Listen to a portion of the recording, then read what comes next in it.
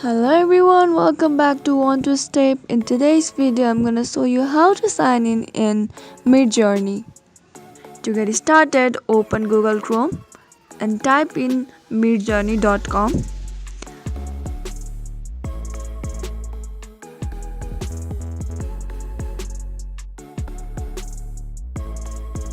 After you search that, you will see this type of interface.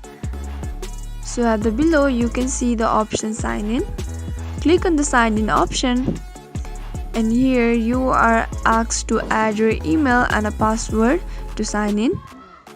Add your email and password and click on login option, and you are successfully signed in to Midjourney. So that is how easily you can sign in to Midjourney. If you found the video to be helpful, go ahead and subscribe to our channel and also press the notification bell so that you'll never miss another upcoming upload from us. I'll see you again in next video. Goodbye till then.